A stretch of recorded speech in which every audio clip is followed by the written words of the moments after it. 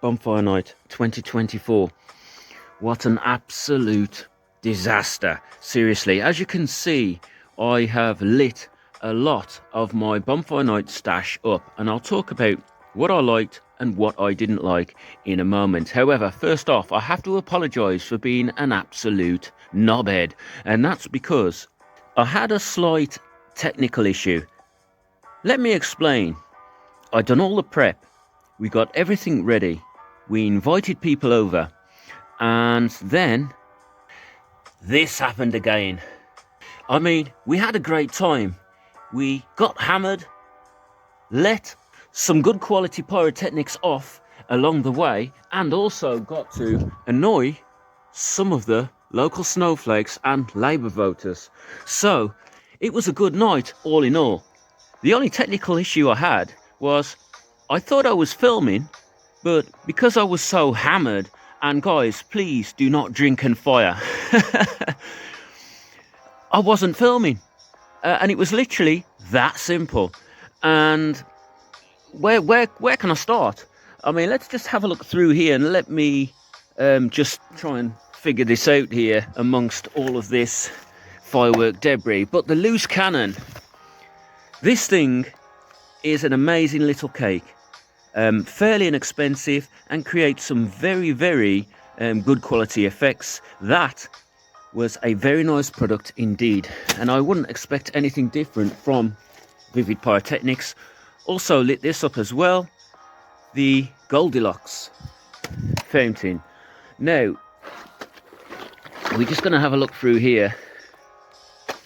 The Jawbreaker, the firing pattern on this one was quite good, but the effects, every break had very similar effects in it, and it was kind of boring. And if it wasn't for the fast firing pattern, guys, also the breaks were a bit messy, if you ask me. Now this hex one, that's supposed to contain some good quality fire flex, which is why I bought it, they were non-existent. The breaks were messy, the firing pattern was slow, and this Bright Star Extreme range, seriously, there's nothing extreme about this.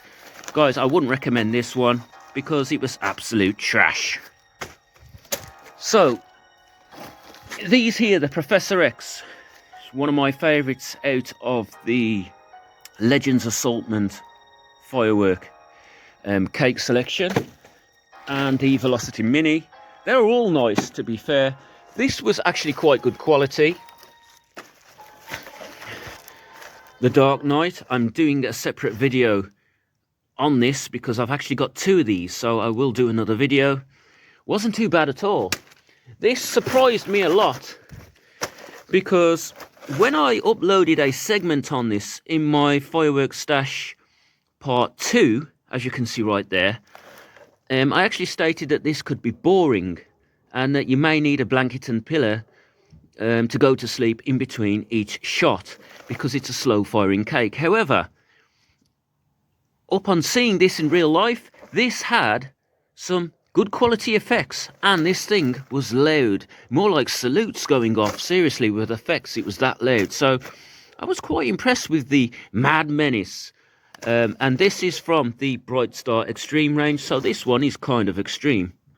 Then we had the Neon Overdrive. This thing was awesome. The effects that this thing is capable of creating is quite mind-blowing, to tell you the truth, and it was even better seeing this up close and personal in real life. So I was very impressed with that, and all of the different multi-directional firing patterns that this thing is capable. So I'd recommend the Neon Overdrive. So going through, this is a shout out to Shane in Ellesmere Port. I'm sorry I didn't get any footage of this, but as I've said, I had a slight technical issue. I was an absolute idiot, basically. So this thing was awesome, one of the best cakes of the night. Also fired off the Jeopardy from Vivid Pyrotechnics. This thing was a beast, and this series of Roman candles you can see here is the internals of the Magnum from Big Star Firework. This was actually a lot better than the footage I uploaded, which was from their website. This is a lot better in real life, trust me, and it's definitely worth the money. Hong Kong candles, massive shout out to Joel's Fireworks. These things are brilliant. They create some nice comet effects as they shoot stars up into the atmosphere. And that's really about it. I've fired a lot of rockets as well, good quality ones.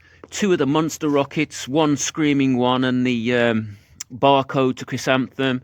I also fired a few good quality ball shell rockets. But here's the thing, guys. As I speak to you, it's the 3rd of November right now. So we had our bonfire night on the 2nd here, because it fell on a session night. And the thing is, when it falls on a session night, guys, it's session night. So what happens is you tend to prat around a lot. Enjoy yourself, relax, let yourself go and have a good time after a few drinks. But the thing is, you know, drinking, filming, firing, it doesn't go, seriously. But all in all, it was a good night. Now, I may try and get another mini bonfire night celebration off on the 5th of November. But let me know when you are doing yours, whether you've done yours or not, and how many bonfire nights are you going to have? Because, guys, I've already blew my load. This is what the video is about. Big disaster. I didn't film anything. Massive technical issue, and that was me being an absolute jerk. Thinking I was filming, and I wasn't. But anyway, to cut a long story short, guys, I've got some fireworks left, but the big stuff, I've fired most of the big stuff. But I may do something on the 5th. Guys, hope you have a good one if you're celebrating tonight. And of course, I'll see you in the next video.